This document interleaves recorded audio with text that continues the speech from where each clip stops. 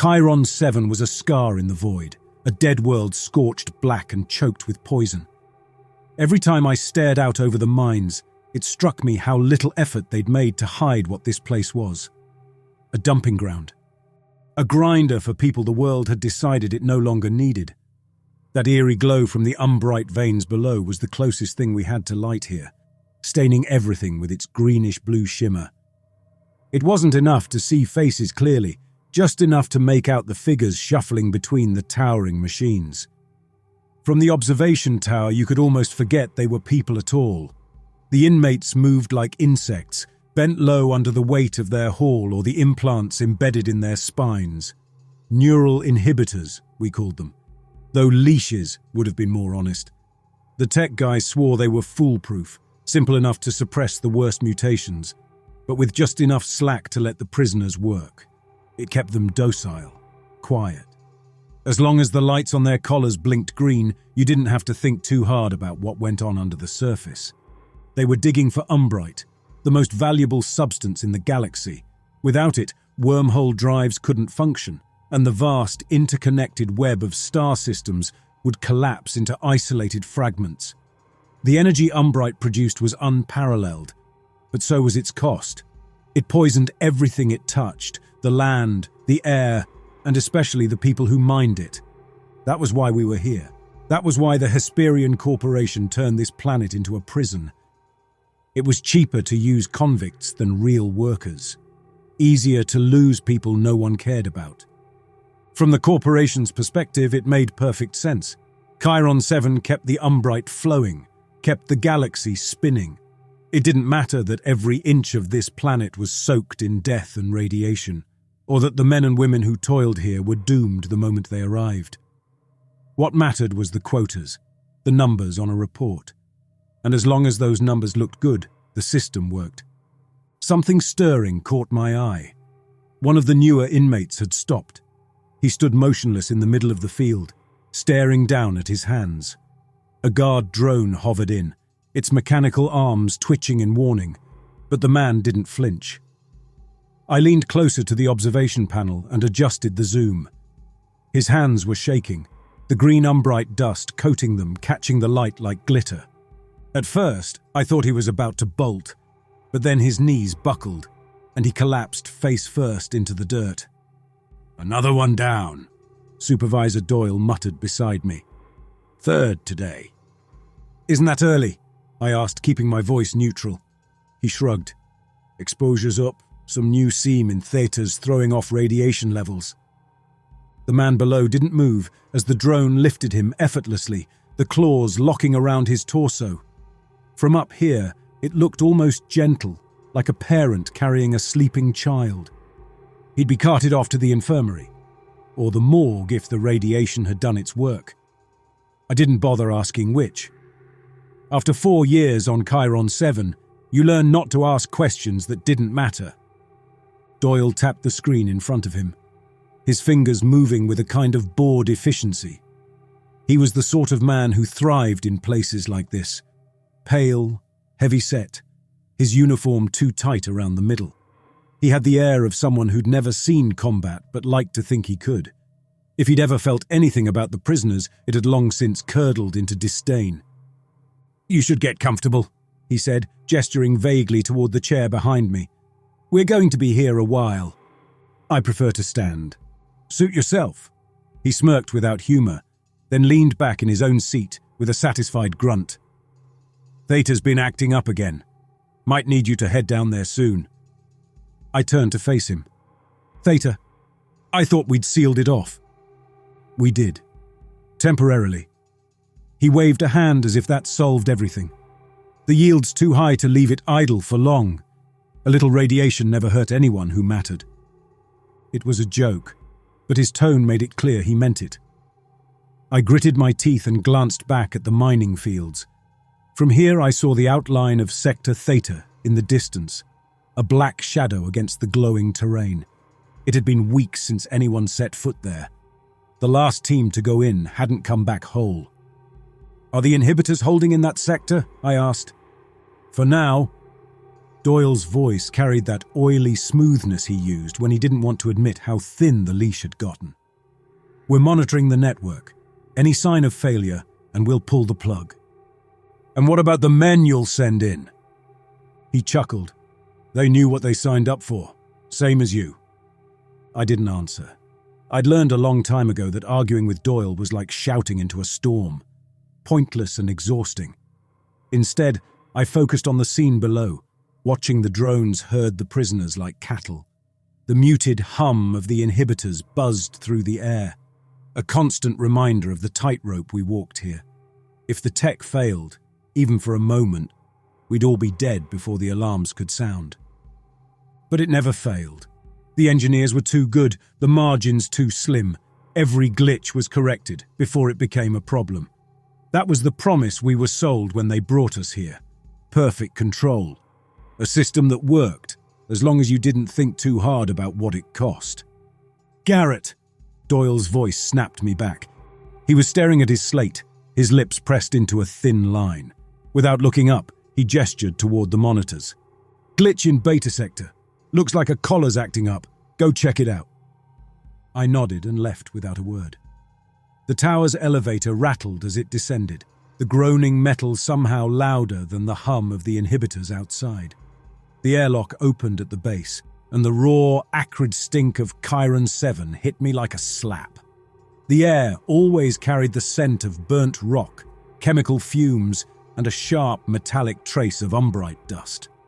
The filtration masks didn't do much. The mining fields stretched out ahead. The workers moved in slow patterns, each one tethered to the same rhythm. I crossed the field, stepping carefully around the exposed umbrite veins. Even with the inhibitors, prolonged proximity was dangerous. You could feel it in your body, an unnatural warmth that seeped into your skin and never quite left. The glitch was easy to spot. A man stood frozen near one of the processing units, his head raised as if listening to something just out of reach. The collar on his neck blinked, the usual green light flashing yellow. "Inmate," I said sharply, my hand resting on the pistol at my hip. "Stand down!" He didn't move. I approached, keeping my distance from the glowing dust scattered around his feet. His eyes were unfocused, his mouth moving soundlessly. I could just make out the words, whispered over and over like a prayer. "The light, the sound, it's calling!" "Inmate," I repeated. My fingers tightened on the grip of the pistol. "Step away from the unit." His gaze snapped to me, sudden and sharp. I thought he was going to rush at me, but then his knees buckled, and he crumpled to the ground. The drone was on him in seconds, its claws locking around his torso as it lifted him effortlessly. The collar's light blinked red once, then went dark. I exhaled slowly, the tension in my chest easing as the drone carried him toward the infirmary. Another one down, another glitch corrected. But as I turned back toward the tower, something felt wrong. The system wasn't supposed to fail, not like this. Back in the observation room, Doyle barely glanced up as I entered. "Handled?" "For now." He grunted in acknowledgement, then tapped something on his slate. "We'll need a full diagnostic on the inhibitors before you head to Theta. Can't have any more surprises down there." "I thought you said they were holding." "They are, just a precaution." Precaution. That was Doyle's favorite word, his excuse for every cut corner and half measure that defined this place. He didn't care about the men he sent to their deaths, only about the numbers on his slate. "Anything else?" I asked. He shook his head, already engrossed in the next report. "Not unless you feel like volunteering for the next trip into the mines." I didn't answer. Instead, I turned back to the window, watching as the mining fields faded into the endless expanse of Chiron 7's desolation. The horizon shimmered with heat and radiation, the outline of Theta visible in the distance. It looked quiet from here, almost peaceful. But I knew better. Nothing on this planet stayed quiet for long. Doyle's office was colder than the rest of the tower. It wasn't just the temperature, though the environmental systems had been cranked up high enough that I could see the condensation on the window. It was something about the way the room swallowed sound. how the noise of the machinery outside seemed to fade to nothing the moment the door sealed behind me. Even my footsteps felt muted as I stepped inside, boots scuffing against the polished floor. Doyle sat behind his desk, his bulk spilling over the edges of his chair like the room's gravity was stronger than normal. The glow from his data slate lit his face in sharp lines, making him look more tired than usual, but the glint in his eyes told me he was still in full bureaucratic mode. That look always meant trouble. "Garrett," he said without looking up. His tone was clipped, brisk, like he'd already made the decision and just needed me to fall in line. "You're going to Theta." The name hung in the air between us, heavy as the planet's atmosphere.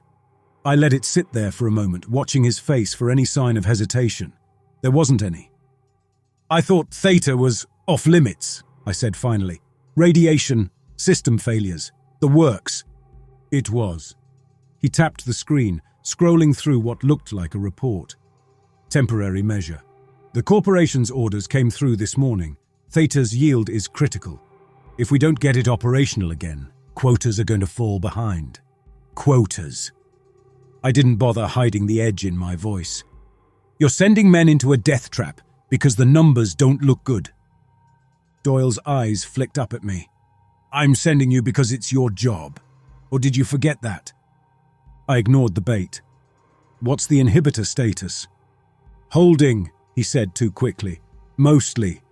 There have been some disruptions. Probably nothing serious." I leaned on the back of the chair across from his desk, my fingers drumming against the metal frame. "Disruptions," I repeated. "And you think that's worth the risk?" He set the slate down and folded his hands, leaning forward. The desk creaked under his weight. "Let me make this simple for you, Garrett. Theta's a mess. The radiation's playing havoc with the inhibitors, and the last few reports out of there suggest the inmates are getting restless. But we need that sector operational. If you go in now, with a team, you can stabilize it before things spiral out of control. And if we don't," he shrugged, "then we'll have a real problem." I stared at him for a long moment, then straightened up. "Who's on the team?" "3 guards," he said, picking the slate back up. "Yours to choose. You leave at first light." The conversation was over. Doyle didn't wait for my response, didn't bother to see if I agreed or protested. He knew I wouldn't. The rover smelled like oil, its interior cramped and humming with poorly shielded electronics. It wasn't built for comfort, just utility. A heavy tank-like frame designed to withstand Chiron 7's endless assaults. I sat in the front, my hands resting on the dashboard as the vehicle jolted forward, its treads crunching over the broken ground. Behind me, the rest of the team was quiet. I'd chosen them carefully. Dylan, a wiry, sharp-eyed ex-mercenary who rarely spoke unless he had something important to say. Gunnar, a brute of a man with a penchant for explosives. And Magnus, the youngest of the group, whose nervous energy made him a good shot, but a terrible conversationalist. None of them were exactly friends, but I trusted them to keep their heads in a crisis. The rover's engines roared as we crested a ridge, the terrain flattening out into a wide, barren expanse. Theta appeared ahead, its outline blurred by the haze of radiation. Even from this distance, I saw the glow of the umbrite veins cutting through the rock. "Radiation levels are climbing," Magnus said from the back. "Nothing critical yet, but it's close." "Keep an eye on it," I said, though we all knew there wasn't much we could do. The rover's shielding was old and patchy, and the filters in our suits wouldn't last forever. If things went sideways, the radiation would kill us long before the inmates did. The silence stretched on as we approached the sector's perimeter. The old guard towers were still there, their spindly frames silhouetted against the horizon, but they were dark and unmanned.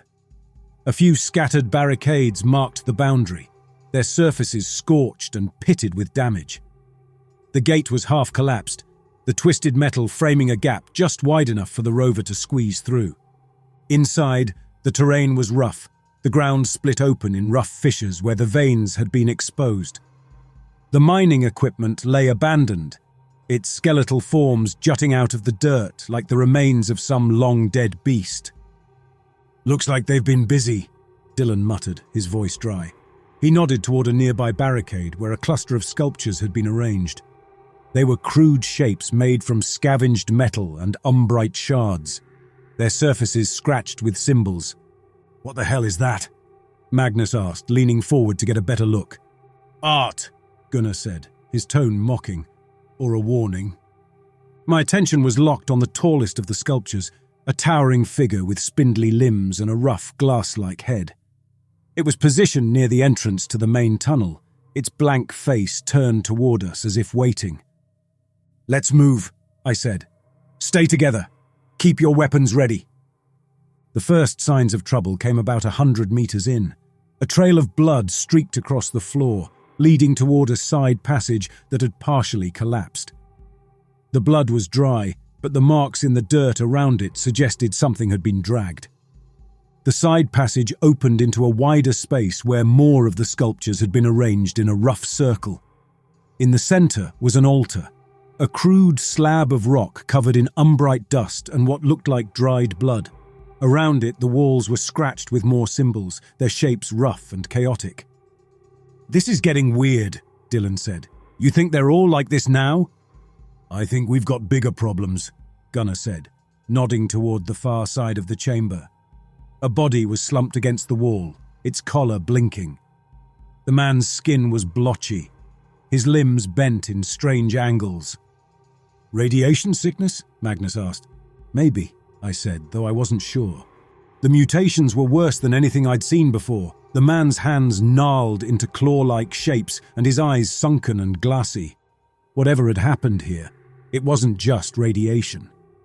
When we reached the next chamber, I stopped short. The walls were lined with more of the symbols, but these were different, more precise. In the center of the room was another sculpture, this one larger than the others. It depicted a figure holding a shard of umbrite, its face turned upward as if in worship. I approached it slowly. My hand reached out almost involuntarily and I thought I heard something. "Garrett," Dylan said sharply, his voice snapping me out of it. I pulled my hand back, my breath coming fast and shallow. My glove left a smear of dirt on the umbrite shard embedded in the sculpture's hand. It glistened in the dim light, as though mocking me for my moment of weakness. "Don't touch anything," I said, more to myself than anyone else. I forced my hands back onto the grip of my Lascar pistol and stepped away from the sculpture. The rest of the team was quiet, their expressions tense. "This isn't just scavenging," Dylan said. He gestured to the symbols scratched into the walls. "They've got a system. Rituals, maybe." "Rituals don't explain that." Magnus's voice was higher pitched than usual as he nodded toward the twisted body slumped in the corner. The inmate's limbs were gnarled beyond recognition. His skin stretched over glass-like growths that erupted from his chest and shoulders like tumors. His collar lay discarded beside him, its light dead. "It doesn't need explaining," I said. "They've been exposed to umbrite for too long. Prolonged exposure does things to people, mutates them. The inhibitors aren't holding and they've gone feral." "This doesn't look feral," Dylan muttered. "It looks intentional." I didn't want to think about what he meant by that. Instead, I nodded toward the passage ahead. "We keep moving, eyes open, no one gets separated." The tunnels widened into another chamber, and the sight stopped me in my tracks. Cages filled the room, crude constructions of metal and wire crammed against the walls. Inside were bodies, mangled figures warped by mutations, their eyes dull and lifeless. Some still clung to a fragile existence, their chests heaving in shallow, uneven breaths. Others lay motionless, twisted beyond recognition. "What the hell is this?" Gunnar's voice was a low growl, his hand resting on the handle of the shotgun slung across his back. "A staging area," Dylan said grimly. "Or a lab." "A lab for what?" Magnus asked. He didn't wait for an answer before turning away, retching into his helmet. "Look at the collars," Dylan said, stepping closer to one of the cages. The inmate inside was barely recognizable as human, his face contorted into a snarl even in death. His collar had been pried open, the circuitry exposed and mangled. "They're taking them off," Dylan continued, "removing the inhibitors on purpose." "Why would they do that?" Magnus asked, his voice muffled through the helmet as he wiped his mouth. "They know what happens without them." "They're trying to change," I said quietly. The words came out before I could stop them. "Change into what?" Dylan asked. A noise cut through the air, sharp and sudden, a distant clang of metal on rock. We froze, weapons raised. The sound came again, echoing through the tunnels. "Footsteps. Positions!" I hissed. We spread out along the edges of the chamber, using the cages and equipment for cover. My heart hammered in my chest as the footsteps stopped just outside the entrance to the chamber, and a figure stepped into the light. He, or it, was massive, his frame distorted by bulging muscles and glass-like growths that jutted out from his arms and shoulders. His skin was cracked, the veins beneath it glowing with the same bluish-green hue as the umbrite. His eyes, though, were sharp, too sharp. They scanned the room with a predator's focus, lingering on each of us in turn. When he spoke, his voice was low and gravelly, but disturbingly clear. "You don't belong here." "We're wardens," I said, stepping out from cover. My pistol was raised, but I kept my finger off the trigger. "This is a restricted zone. You're coming with us." He smiled, a slow, controlled expression that exposed chipped, broken teeth. "Coming with you?" He chuckled, the sound rumbling through the chamber like distant thunder. "And why would I do that?" I tightened my grip on the pistol. "You've been exposed to umbrite. Your inhibitors are gone. If you cooperate, we can—" "Save me." He laughed again, louder this time. "You don't understand, do you? The inhibitors weren't saving us, they were holding us back." "Back from what?" Dylan asked, the man's glowing eyes fixed on him. "From the truth, from becoming what we were meant to be." There was no warning. One moment he was standing there smiling, and the next he was charging. His movements were impossibly fast, his mutated limbs propelling him forward in a blur of motion. I fired instinctively, the Lascar pistol shot illuminating the chamber in a bright flash. The energy blast struck him square in the chest, but he barely staggered, his momentum carrying him into the nearest guard. It was Gunnar. The mutant's massive hand closed around his arm, the crystalline growth slicing through the armor like it was paper. Gunnar screamed, the sound cut off abruptly as the mutant flung him into the nearest wall with a crunch. The rest of us opened fire, the chamber erupting into chaos as energy blasts lit up the darkness. The mutant roared, charging at Dylan, who sidestepped just in time, his rifle spitting out precise bursts of fire. The shots slowed the mutant, but they didn't stop him. Nothing seemed to stop him. The chaos swallowed everything as I gestured urgently for the team to retreat. I squeezed off another shot, the Lascar's pulse searing through the chamber, striking the mutant's leg.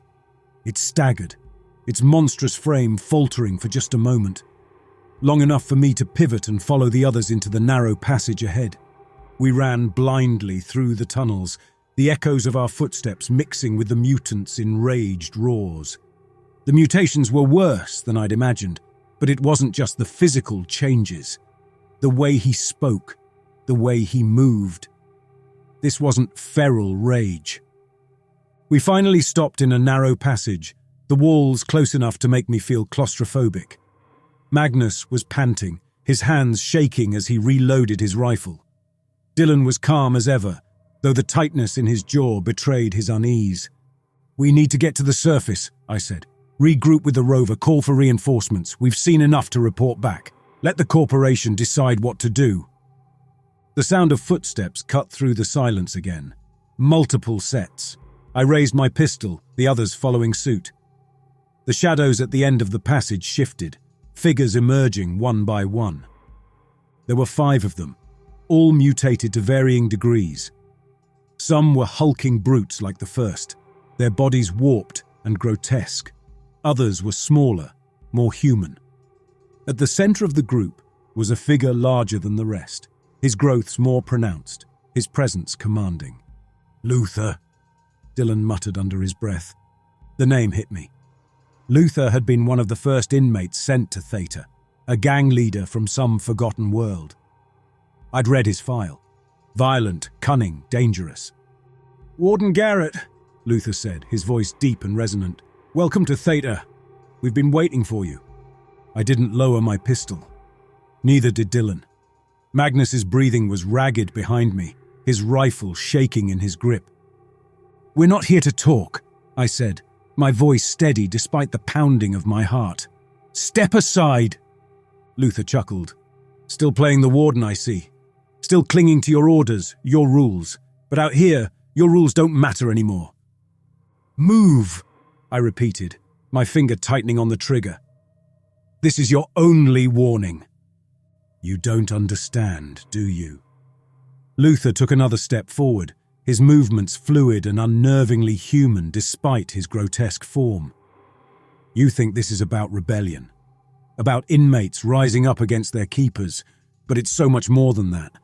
"I don't care what you think it is," I said. "You're not walking out of here." "Neither are you."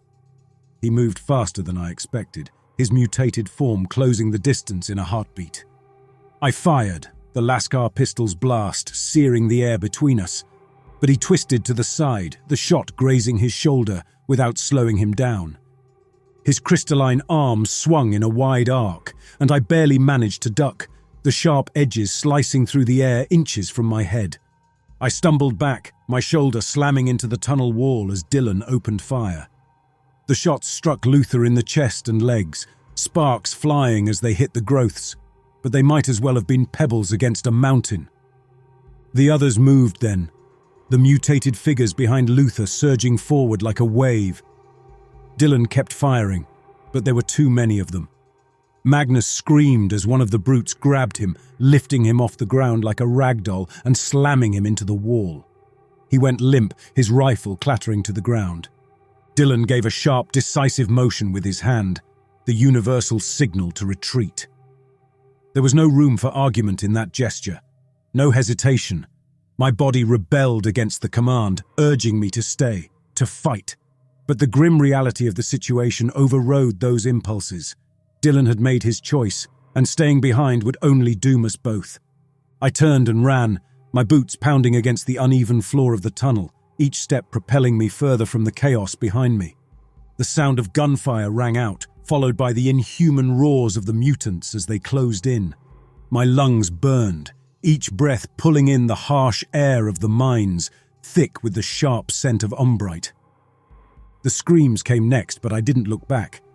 There was no point in looking back. Dylan had made his stand, and it was my job to make sure it wasn't in vain. The tunnels opened into a larger space and I skidded to a halt, my boots kicking up dust. The room was massive, the ceiling arching high above, supported by pillars of rock and umbrite. In the center stood a massive umbrite spire. Around it were more of the sculptures arranged in a chaotic circle. I didn't have time to process this. The sound of footsteps echoed behind me, and I turned, raising my pistol just as Luther emerged from the tunnel. He was alone now, his massive form filling the entrance. I didn't wait for him to move this time. I fired, the pistol's blast striking him square in the chest. He staggered back, but only for a moment. Then he charged. I dove to the side, the ground shaking as he slammed into the spot where I'd been standing. Dust and rubble rained down from the ceiling as I rolled to my feet, firing again. The shots hit his arm and shoulder, but they barely slowed him. He swung again, and I ducked, the glass-like growths slicing through the air inches from my head. I needed an edge, something to level the playing field. My hand brushed against something solid, and I looked down to see a discarded mining tool. A vibro pick, its blade coated in umbrite dust. I grabbed it and turned just as Luther charged again. I swung the vibro pick with everything I had, the blade slicing through the air and striking him in the side. The impact sent a shockwave up my arm, the vibrations jarring my bones, but it worked. Luther roared, stumbling back as the blade lodged in one of the growths. He gripped the vibro pick, his crystalline fingers cracking as they curled around the shaft and ripped it free. I turned and ran, boots pounding the uneven ground of the tunnel floor. The sound of his heavy steps faded behind me. I didn't look back. There was nothing to gain by watching him recover, nothing to gain by fighting a battle I couldn't win. The tunnel twisted and branched, the glow of unbright veins casting shadows on the walls. My breathing was harsh, each inhale scraping against my throat like sandpaper. I didn't know where I was going, only that I needed to put as much distance as possible between myself and Luther, between myself and the thing he had become. I stumbled into a side passage, leaning against the damp wall as my legs threatened to give out. That's when I saw Magnus. He was slumped against the rock, his rifle discarded at his side, his chest heaved with shallow breaths. The mutation had already taken hold. He looked at me, his lips moving in a rasping whisper. "Garrett." I knelt beside him, my own exhaustion momentarily forgotten. His hand twitched, reaching for me. I can't feel it anymore," he said, his voice cracking. "My arms, my legs." There was nothing I could say. Nothing that would make any of this better. The growths were spreading rapidly, crawling up his neck, twisting his features. His chest shuddered, his breath catching as he fought for air. Don't let me." His voice broke again, his words trailing off into a ragged gasp. His eyes locked onto mine, and in that moment, I understood what he was asking. My throat tightened, the dryness creeping in as I drew my pistol. It felt heavier than it ever had before, the weight of it almost unbearable. I raised it, the barrel inches from his temple. He closed his eyes, and the shot echoed through the tunnel, sharp and final. Magnus's body went still, the growths catching the faint light as if mocking the fragility of the flesh they consumed. There was no time to grieve, no time to think. I holstered the pistol and kept moving. The tunnels seemed endless. My thoughts were scattered, replaying Magnus's face over and over, the look in his eyes as he begged me to end it. Eventually, I saw light. The tunnel opened into the surface, the rocks framing the bleak, familiar expanse of Chiron 7's wasteland. The air was full of dust, but it felt cleaner than anything in the tunnels. I stumbled out, my legs unsteady, and collapsed against a boulder, my chest heaving with the effort of breathing. The rover was where we'd left it. I stood up to my feet and limped toward it. The inside smelled like stale air and machine oil, but it was a relief to feel the solid metal beneath me, to know that I had a way out. I started the engine, the vibrations of the treads rumbling through the cabin. I didn't look back at the tunnels. There was nothing left to see. The mutants could have Theta. They could have the entire damn sector. It wasn't worth the fight. As the rover trundled across the cracked, uneven terrain, I felt emptiness settle over me. Theta was lost, but the corporation wouldn't care. They'd send reinforcements, better equipped and better prepared. They'd retake the mines, rebuild the tunnels, and start the cycle all over again. And if they couldn't control the mutants, they'd sterilize the sector with fire and radiation and call it a calculated loss. And what would I do? File a report. Magnus, Dylan and Gunnar as casualties of duty. Fill out the forms and wait for the next assignment. Because that was how it worked here. No room for grief, no room for doubt. Just the endless grind of survival, one mission after another, until there was nothing left of you but a name on a list. The horizon stretched out before me, the glow of unbright veins crisscrossing the landscape. I could see the central hub in the distance, its towers rising like teeth against the grey sky. But as I drove, I found myself steering away from it, away from the towers, the mines, the endless machines. I didn't know where I was going. Maybe to the edge of the mining fields, where the air was thinner and the land even more desolate. Maybe nowhere. All I knew was that I couldn't go back. Not after what I'd seen. Not after what I'd done. The Umbrite would endure. The mutants would endure. And I, what was left of me, would keep moving. For as long as I could,